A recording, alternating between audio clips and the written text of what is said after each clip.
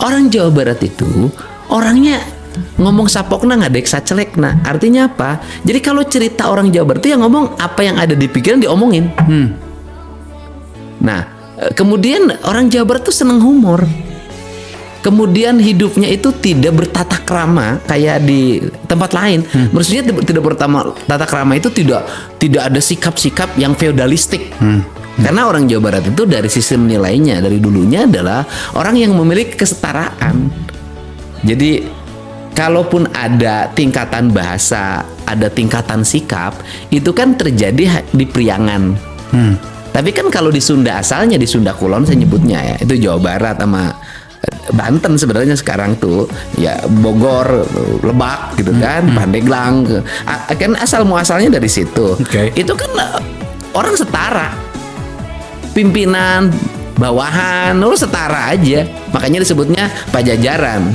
Artinya Pajajaran tuh kerajaan, ada kerajaan-kerajaan kecil yang berjejer kemudian bersatu dalam pakuan Pajajaran. Artinya semuanya setara, seamparan Sajajaran. Sebutnya juga seamparan, kalau duduk kan di tikar itu bareng. Artinya memang secara ideologi kebudayaan itu Setara. kesetaraan itu memang sudah ada. Ya kalau bahasa Bang Akbar itu sosialis.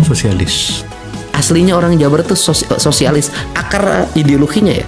Dan yang paling unik adalah di akar ideologinya itu tidak ada kepemilikan hak personal loh. Oh ya? Loh. Itu kan adanya di kampung adat. Sistem hidupnya kan kampung adat tuh, Kanekes, Cipta Gelar gitu kan, dan Kemiskinan Resmi yang saya tahu. Itu kan tidak ada hak personal. Yang ada adalah hak komunal. Jadi apa yang ada di alam ini titipan. Karena titipan maka tugasnya hanya menggarap. Setelah menggarap itu disimpan di lumbung, namanya leit. Kemudian digunakan secara bersama-sama. Nanamnya bareng, metiknya bareng, disimpan dan nanti digunakan secara bersama. Dan di situ tuh ada yang menarik loh. Negara ini harus mengadopsi. Itu tidak pahing, pamali membeli gabah. Pamali membeli gabah. Itu dilarang, bahasa agamanya haram. Kenapa ya? Bagi mereka itu sakral.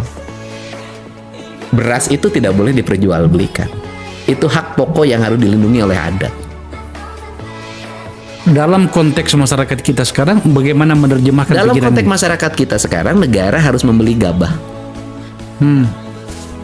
Kemudian disimpan di gudang Bulog dan digunakan oleh masyarakat. Tidak boleh ada jual beli beras. Beras disediakan oleh negara untuk kepentingan masyarakat. Andai kata pun ada transaksi jual beli, berarti ada standarisasi harga yang ditetapkan. Iya, seperti itu, Pak. Itu yang dimaksud. Sehingga di aspek beras ini harus ada tingkatan beras dong. Orang yang berpenghasilan sebulannya 100 juta, beli berasnya sama dengan tukang beca 15.000 per kilo. Bahkan sampai pada tahapan itu, kesetaraan itu ya. Iya, ya artinya yang terjadi hari ini kan seperti itu. Bayangin loh, tukang beca yang penghasilannya 50.000 sehari, beli berasnya sama dengan orang yang penghasilannya 200 juta per bulan atau 500 juta per bulan. Kan ada ketidakadilan. Harusnya kelasnya beda dong. Iya. Bulog itu memberikan beras bagi mereka yang berpenghasilan sekian karena negara melindungi. Bagi orang-orang kaya tersedia ya silakannya beli di outlet. Kan Anda itu sebenarnya membuat saya kagum bersama dengan teman-teman kita dengan pikiran-pikiran Anda yang progresif, di mana kemudian alam bawah sadar Anda yang bekerja itu adalah kebudayaan Anda ya. Dan Anda disiplin dengan itu, bukan baru hari-hari ini saja kan gitu ya. Iya. Nah, maksud pertanyaan pada bagian ini seperti ini. Kan latar belakang kehidupan Anda itu kan sangat berwarna ya. Iya. Masa mahasiswa bergaul di HMI, pergaulannya dengan orang-orang sosialis seperti saya misalnya, orang-orang yang moderat segala macam. Tapi Anda tetap disiplin dengan pikiran alam bawah sadar orang Sunda yang selalu ingin dekat dengan alam. Iya. Kenapa sampai begitu? Ini yang menarik ya. Saya selama hidup ini, dari mulai saya jadi wakil bupati, sebelumnya anggota DPRD, jadi bupati, saya tidak pernah punya catatan. Saya tidak pernah punya konsep. Sampai dulu orang pakai buku diary ya zaman dulu. Sekarang kan pakai tab, pakai laptop, gitu kan. Saya nggak pernah membuat itu. Apapun yang saya lakukan itu ada dalam alam bawah sadar saya aja. Saya menjalankan titah. Selama jadi anggota DPR, itu kan orang pakai tenaga ahli itu kanan kiri semuanya. Ngomong mereka dari tenaga ahli. Kalau saya sih enggak. Kadang saya nggak tahu judulnya apa, hari ini duduk ya ikut duduk aja, ikut ngomong aja. Saya nggak tahu judulnya apa. Saya kalau mengisi acara, ngisi seminar, ngisi simposium, ngisi diskusi atau pidato di berbagai tempat, bahkan di acara-acara resmi DPR waktu jadi bupati, saya itu kadang langsung masuk gedung DPR, hari ini sidang apa ya? Oh sidang ini Pak, ya udah nanti kita bicara. Saya bicara aja langsung. Itu sebuah keistimewaan, tetapi lagi-lagi kan Anda pejabat publik ini Ya, Kang. betul.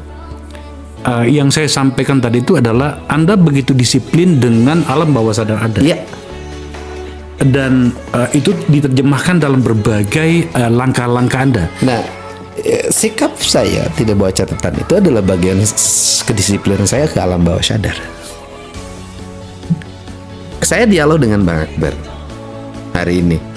Kalau saya bawa catatan dari rumah atau sebelumnya dengan Bang Akbar janjian yang ditanya ini jawab ini, saya sudah membatasi semesta bersama saya. Tapi kalau saya duduk Bang Akbar sok ngomong apa, saya jawab apa. Berarti kan saya membiarkan diri saya masuk dalam kesemestaan. Artinya dalam diri kita kan ada medan magnet yang masuk ke arah pusat magnet. Ya kan? Pusat magnet itu berinteraksi kan dalam setiap waktu. Sehingga menjadi satu ageman, satu lingkaran kita ini ada energi kan. Nah energi itu yang akan tumbuh. Kenapa Bang Akbar dengan saya nyambung? Karena energinya sama. Enggak khawatir ada bias di dalamnya? Ya resiko. Kan bias itu resiko yang sering menimbulkan kontroversi itu. Oke. Menjadi demo, menjadi kebencian orang. Oke. Kan nggak ada problem. Karena di balik demo, di balik kebencian itu bisa jadi ada hikmah besar. Bukankah perahu itu bisa berlayar karena ada arus yang mendorongnya? Ada angin yang meniupnya. Saya menyadari betul, kadang saya sedih terhadap diri saya. Saya bilang, saya sih sekarang dewasa ya, umur saya udah 53.